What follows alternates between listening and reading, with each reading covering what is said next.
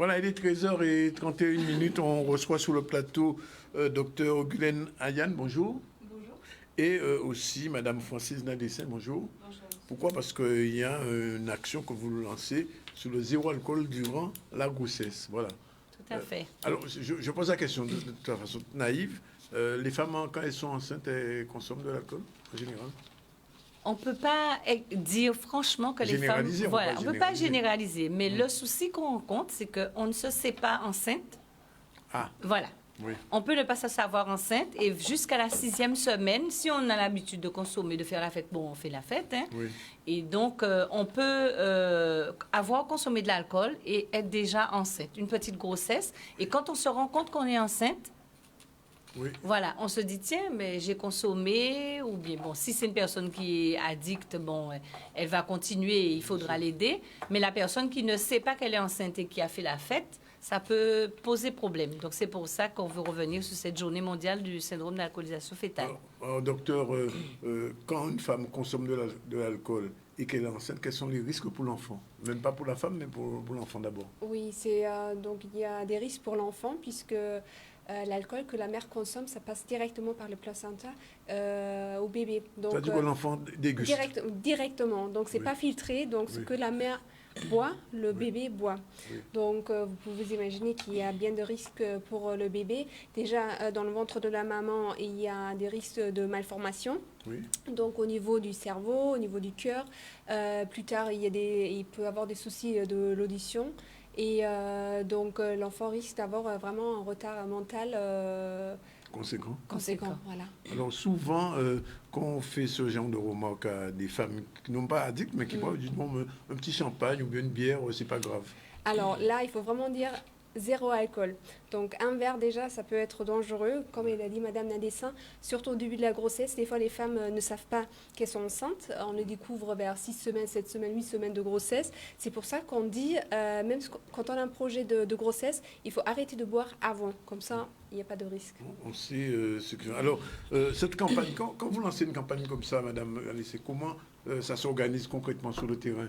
J'ai vu qu'il y a une vidéo qu'on verra tout à l'heure. Tout à fait. Il y a des conférences, des actions particulières. Cette année, par rapport au Covid, nous n'avons pas pu assurer les conférences, mais on a l'habitude de faire des ateliers, de faire des conférences justement pour informer les femmes enceintes. Et normalement, les sages-femmes relaient l'information dans les PMI et dans les centres de soins d'accompagnement de prévention d'addictologie. Donc, c'est relayé systématiquement. Cette journée ne passe pas inaperçue. Est-ce que vous avez le sentiment que des femmes en tirent conséquences quand même? Bien, on a l'impression, quand on interroge les femmes, qu'on ne leur a pas dit les conséquences de l'alcool sur le bébé. Et donc, c'est pourquoi il est important, durant le suivi, dès le début du suivi de la grossesse, que les médecins, les sages-femmes, quel que soit le professionnel qui rencontre la femme, et surtout durant l'entretien prénatal, puissent demander à la femme, est-ce que vous buvez de l'alcool? Parce que, bon, si elle ne connaît pas les conséquences, elle ne va pas arrêter. Elle va dire un petit verre de temps en temps. Mais il faut savoir que on n'est pas, les enquêtes ne peuvent pas déterminer la quantité d'alcool qui peut être nocive. Vous pouvez boire un verre de champagne et ça peut atteindre votre bébé. Et vous pouvez boire peut-être 10 verres aussi et le bébé n'aura rien ou aura des conséquences moindres. Donc, c'est pas déterminé, la quantité d'alcool. Donc, vaut mieux, dès qu'on se sent enceinte, de se dire, tiens, certes, j'ai bu de l'alcool, je me fais prendre en charge, j'organise bien mon suivi de grossesse et j'arrête de boire de l'alcool. Alors, docteur, si une femme, 2 mois, elle ne sait pas encore qu'elle est enceinte, elle a consommé de l'alcool, elle s'arrête, il y a quelque chose qu'on peut faire pour amoindrir, on peut dire, le choc? On dit de boire de l'eau à la place. Ah, carrément. Voilà. On boit de l'eau. Voilà. Enfin, quand il faut. Voilà, c'est ça. C'est pour ça aussi, c'est important que l'entourage soit au courant. C'est pas seulement un message qu'on passe à la femme enceinte ou des femmes en âge de procréer, mais aussi l'entourage. Voilà. Oui. Donc, pour qu'elle soit moins. Pour qu'elle soit plus accompagnée. Et les risques pour les enfants, vous le dites, sont vraiment. Alors, on peut vous donner quelque chose. Même pas le nourrisson, je parle du fœtus, là. Oui, bien sûr. Donc, il y a un risque d'accouchement. Déjà, tout au début de la grossesse, il y a un risque de fausse couche, Oui. il y a un risque d'accouchement prématuré, il y a un risque de faible poids à la naissance. Donc, quand on compare les cerveaux, on voit aussi la taille du cerveau d'un bébé qui a été exposé à l'alcool pendant la grossesse. Il est impacté, il est plus petit. Le bébé même, il est plus petit, il manque des cils au niveau des ongles. Donc, on voit vraiment le bébé qui a été impacté qui est exposé à l'alcool. Ouais. Justement, dans cette prévention, on parle de la personne qui effectivement découvre une grossesse et qui boit, mais quand effectivement le parent, la femme est alcoolique, est-ce qu'il y a une prise en charge spécifique? Parce que c'est vrai, dire prévenir, avertir, c'est une chose, mais on sait que c'est aussi une maladie. Est-ce qu'il y a effectivement à votre niveau un processus? Oui, déjà, il y a le réseau Addiction qui est là au niveau local pour accompagner les personnes concernées. Donc, il y a des structures qui peuvent aider. En effet, c'est pour ça qu'on insiste sur le message qu'il y a le numéro du JPRASPEC. Donc, s'il y a quelqu'un, ça peut être l'entourage, ça peut être les parents, le compagnon qui dit, oui, voilà, une personne qui est enceinte et alcoolique et a un problème. Donc, il peut demander de l'aide. Mais ce qui est important aussi, c'est le suivi de la grossesse. Il faut qu'elle soit bien suivie, qu'il y ait toutes les étapes des échographies. Il y a peut-être des échographies supplémentaires à faire pour bien suivre l'évolution du bébé et aussi la faire accompagner sur le plan psychologique. Et dans les centres de soins d'accompagnement en addictologie, il y a des professionnels qui peuvent l'aider. Elle pourra peut-être pas arrêter, parce que arrêter, c'est un bien grand mot, mais diminuer la consommation d'alcool pendant la grossesse, parce qu'elle aura compris et elle verra tout l'intérêt pour son bébé. Parce que le problème, ce que je sais quand même de cette société, c'est que quand une femme est alcoolique, ça se dit pas, en fait. C'est ça. Il y a un gros tabou. On est un peu un tabou, on ne veut pas l'admettre. Alors, comment vous arrivez à faire passer le message? Mais c'est-à-dire déjà, s'il y a des signes évidents durant la grossesse, on commence à s'interroger et à interroger le plus souvent la maman elle-même pour essayer de la faire parler, la mettre en confiance pour arriver à garder le même professionnel. Surtout parce que ces gens-là, quelquefois, quand ils voient qu'on découvre leur secret, ils vont autre part, ils changent de professionnel. Donc, il faut vraiment une coordination pour pouvoir aider la patiente et lui proposer, voilà, il faut bien lui expliquer qu'on n'est pas là pour la stigmatiser, pour la réprimer, pour son bébé, pour le bien de son bébé, et puis l'accompagner, parce que quand une personne est alcoolique, elle a peut-être ses raisons aussi d'être alcoolique. Bien sûr. Il y a des parcours de vie qu'on ne connaît pas, et justement, comme je vous disais, l'entretien prénatal précoce qui est dédié à ces femmes doit pouvoir faire le lien et doit pouvoir détecter justement ces situations vulnérables. C'est pourquoi on demande aussi à ce que ces entretiens se fassent en couple. Parce que bien souvent, voilà, c'est le mari qui entraîne ou bien, voilà, le compagnon voit bien que c'est une situation difficile, même si lui, il boit. Mais il dit, bon, voilà, il y a le bébé, donc il veut aider sa femme, donc il faut saisir l'opportunité. C'est des choses très difficiles. C'est des choses très difficiles à accompagner. Mais il y a des professionnels pour accompagner ces femmes. Je pose la question au docteur, les addictions autres que l'alcool sont aussi dangereuses? Vas-y, aux cigarettes. Bien sûr, oui. La consommation de tabac, la consommation de cannabis, bien sûr, ça a un effet. Déjà, il y a le sévrage à la naissance du bébé, ça peut être très dur. C'est pour ça que c'est important pour le pédiatre de savoir s'il y a un terrain d'addiction pour que les pédiatres puissent agir, puissent aider le bébé dès la naissance. En effet. Je voudrais savoir, a-t-on un chiffre des bébés justement victimes de l'alcoolologie en Guadeloupe? Alors, en Guadeloupe, c'est un peu compliqué. Ce qu'on avait déjà dit tout à l'heure, c'est quand on fait une enquête, en général, ce sont des données déclaratives. Donc, on prend les informations que les gens nous donnent. Voilà, en Guadeloupe, on n'a pas des chiffres. On peut, via la détection de la maladie, donc du SAF, du syndrome d'alcoolisation fœtale, on peut avoir une idée. On a quelques chiffres pour la France, pour la métropole. Et là, on sait, par exemple, il y a chaque semaine un enfant qui est né avec le SAF, vraiment le syndrome qui comporte tous les symptômes, voilà, et un enfant par jour qui est né avec un des troubles. Donc, c'est quand même c'est pas non négligeable. Et ce qu'il faut savoir aussi, le SAF, c'est la cause d'un retard mental non génétique, c'est-à-dire évitable. Et il y en a plus de SAF que de ce trouble que, par exemple, d'autres maladies génétiques qui sont la cause pour un retard mental. Donc, si on peut éviter, si Oui. on peut faire la prévention, C'est c'est là, pour oui. ça qu'on est là. Voilà. Écoutez, on espère que cette journée sera... Oui, Je dis effectivement, pour pouvoir effectivement illustrer, on a la petite vidéo. Vidéo. une vidéo qu'on va diffuser volontiers, qu'on mettra sur les réseaux. On va regarder D'accord. ensemble. Zéro alcool pendant la grossesse. 9 mois pour un bébé en bonne santé, c'est aussi zéro alcool pendant la grossesse. Pourquoi ? Votre bébé reçoit la même quantité d'alcool quand vous buvez et aura plus de difficultés à l'éliminer.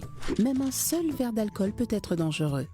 L'alcool peut créer des dégâts irréversibles. Bébé qui se développe moins bien durant la grossesse, risque d'un accouchement avant le terme, voire même de graves conséquences physiques et mentales.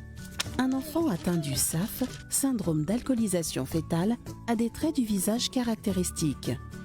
Cet enfant aura de grandes difficultés d'apprentissage, notamment du calcul, ainsi que des troubles d'attention, de la mémoire, du raisonnement. Son caractère sera aussi impacté.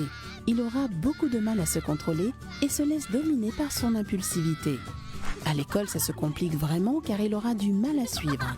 Le risque est le même, quel que soit l'alcool consommé. Par exemple, punch, vin, champagne, bière. Vous avez bu de l'alcool alors que vous êtes enceinte. Pas de panique, vous pouvez encore réagir. En toute occasion, buvez de l'eau. En modifiant ainsi votre consommation, vous réduisez les risques pour votre grossesse et vous protégez votre enfant. Pour plus d'informations, parlez-en à votre gynécologue, votre sage-femme, votre médecin. Un numéro unique vous est dédié au JIP-RASPEG, le 05 90 47 17 00. Pour une grossesse épanouie, zéro alcool pendant toute votre grossesse. Une petite vidéo, il manquait peut-être une version créole. Oui, ça sera fait. On pense la faire, on Ah, pense vous la pensez la faire. faire? Oui, oui, oui. Oui. Mais On dès pense qu'elle la sera faire. faite, envoyez-la nous. Il n'y a pas de On la souci. diffusera parce que, il y a des gens qui comprennent bien tout ce qui est dit là. Il y a d'autres qui ont peut-être des Comprennent difficultés. En moins tout cas, bien. merci d'être venu, Madame Radissin, docteur, je me rappelle. Ayane. Oui, Ayane, voilà. Et on souhaite que votre message soit entendu. En tout cas, tous les gens qui nous regardent, les femmes enceintes, il y en a sûrement qui nous regardent en ce moment. Pas boire du vin, pas boire alcool, pas boire bière, pas boire rien. C'est zéro Naïla, alcool. on continue avec l'information et là, c'est le contrôle de la DAF. Alors, oui, on continue. 47 Donc, opération de contrôle de la direction de l'alimentation et de l'agriculture et de la forêt sur le marché de Gourdeliane, le marché qui se trouve au niveau du vélodrome de Bémao. Alors, objectif, c'est regarder si les gestes barrières sont respectés, s'il y a le port de masque. Devant la caméra de Maxime Morel, un petit peu plus de Véronique Belmec, qui est la directrice adjointe de la DAF. On regarde tout de suite. Évidemment, c'est très important. C'est à la demande de la préfecture express que nous avons mis en place un contrôle très très rapproché au niveau des marchés parce que ce sont des points sensibles et Gourdeliane particulièrement puisque c'est un point de regroupement des produits puis de redispatching des produits sur l'ensemble de l'île. Donc aujourd'hui, c'est une mission de vérification du bon respect des mesures. Et même si le marché est bien organisé maintenant et si les organisateurs ont parfaitement compris ce qu'on attendait d'eux, il est important d'avoir des contrôles réguliers de l'autorité publique pour en permanence sensibiliser les commerçants et les clients au respect de ces règles. Parce que les habitudes reviennent. C'est vrai que c'est contraignant de changer ses habitudes de travail. Et notre présence permet de redresser les petites dérives éventuelles et de garder un marché qui fonctionne bien. On a été accompagné pendant le confinement avec M. Etienne, qui nous a très bien conseillé. Ça nous a servi de leçon. On a été réprimandé aussi. Mais aujourd'hui, ça va. Ça va. Il y a la délimitation, il y a le placement entre les voitures, il y a l'espace, il y a la distanciation. Et nous avons exigé le port de masque qui est obligatoire. C'est une bonne geste de leur part. Parce que depuis le départ, ils nous ont accompagnés difficilement. Ils nous ont laissé la main pendant un petit moment, mais c'est normal qu'ils fassent un contrôle pour voir que si tout a été respecté. Et je crois que, s'ils ont des reproches à faire, on va voir. Mais pour l'instant, à mon avis, on maintient les règles. Alors aujourd'hui, l'agencement est bien, comme vous pouvez le voir. L'espacement entre les différents états, les stands, est respecté. Il n'y a aucun endroit où les clients sont agglutinés. Donc on a une bonne fluidité dans la circulation des personnes. Ça, c'est très important. Le port du masque, globalement, bien évidemment, tout le monde a son masque, mais on a encore des gens qui portent le masque de façon un petit peu défaillante, avec le masque sous le nez ou sous le menton. Mais là, nous allons de nouveau insister, quand on manipule le produit, quand on sert le client, quand on est en interaction à plusieurs personnes, il est impératif de porter correctement son masque. Voilà, on continue l'information à dérouler l'info, puisque ce matin, l'UTS UGTG tenait une conférence de presse pour faire le point, Naïla, sur les problèmes du Covid depuis le mois de septembre. Tout à fait. Donc, on peut savoir que c'est une action qui a été menée depuis le début de cette pandémie en Guadeloupe, notamment dans les hôpitaux. Alors, toutes les représentants syndicales de l'UTS, de l'UGTG, notamment l'UTS, ont organisé cette conférence pour un petit peu décrypter ce qui se passe par rapport à cette pandémie, c'est-à-dire du confinement collectif imposé au confinement individuel masqué, théorisé. Donc, le GTG ont fait un petit peu le bilan et le décryptage de ce qui est dans chaque secteur devrait être fait et justement les réponses qui ont été apportées. Reportage Michel Depape.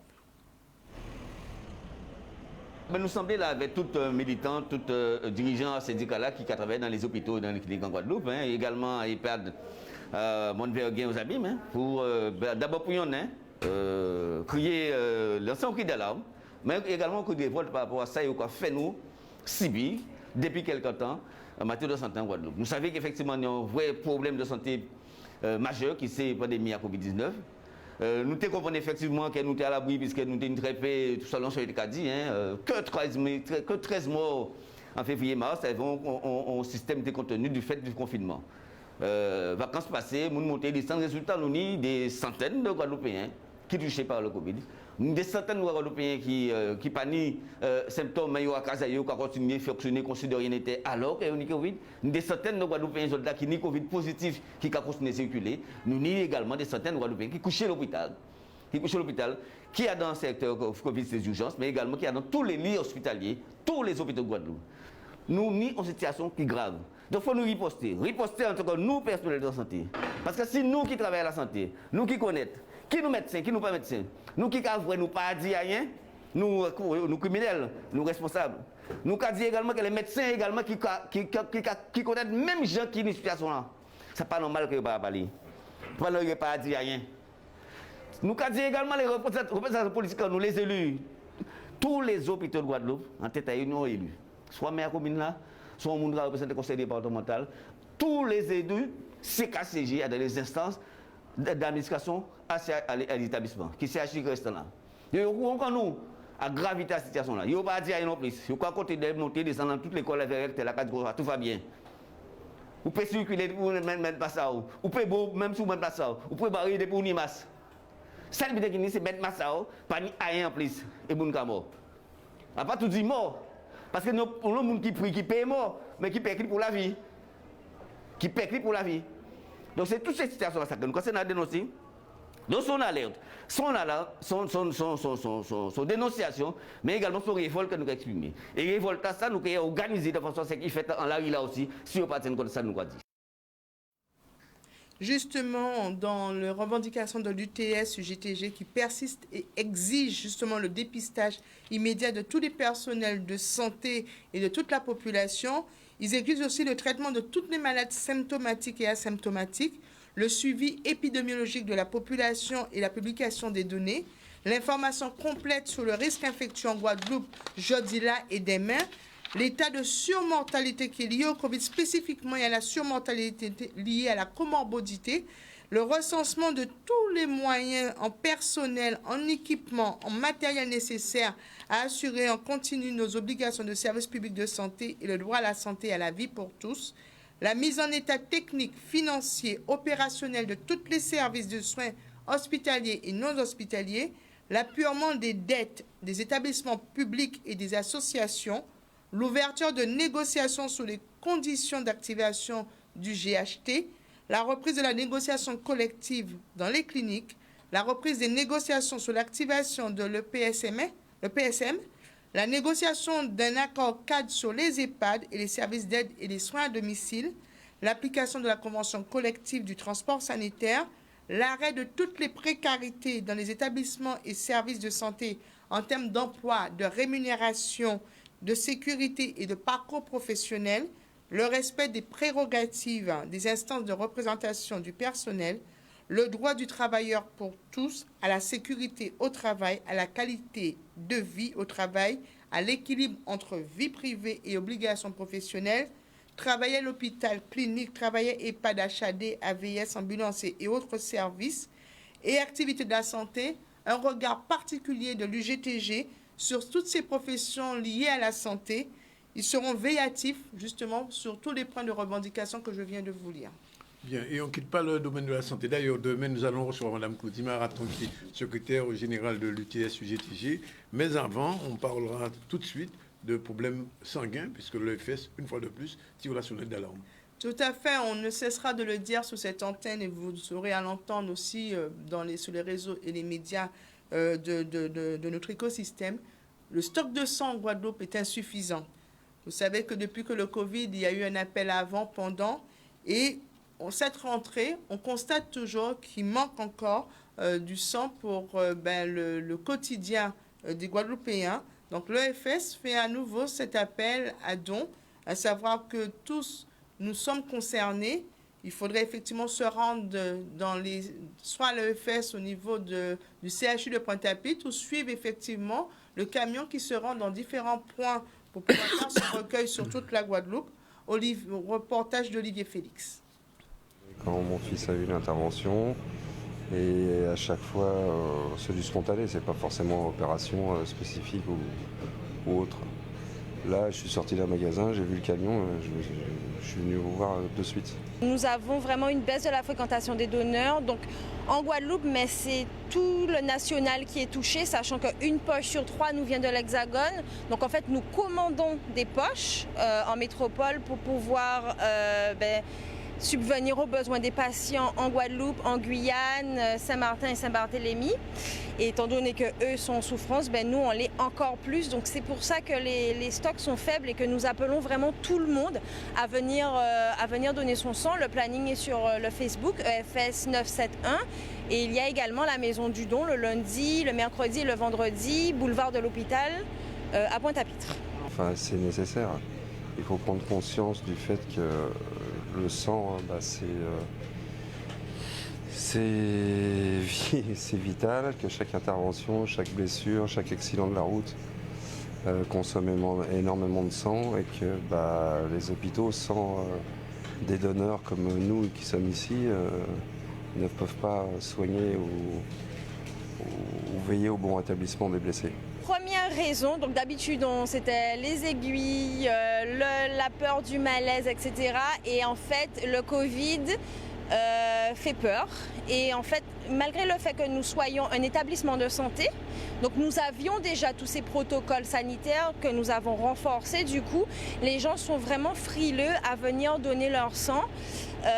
Et je tiens à dire que le prélèvement et le Covid, il n'y a aucun lien en fait, puisque le Covid ne se fait pas par voie sanguine, mais par les postillons, par voie nasale. Donc c'est vrai qu'il n'y a rien. On fournit un masque à chaque donneur, un stylo qu'il garde.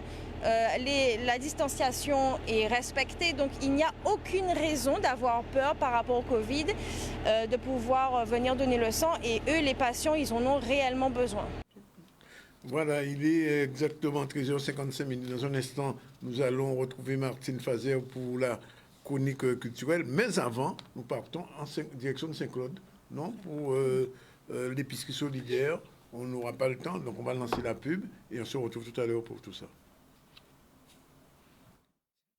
Le CCN News revient avec CCN, caribrionews.com, le site caribéen le mieux informé et qui vous dit tout sur les affaires.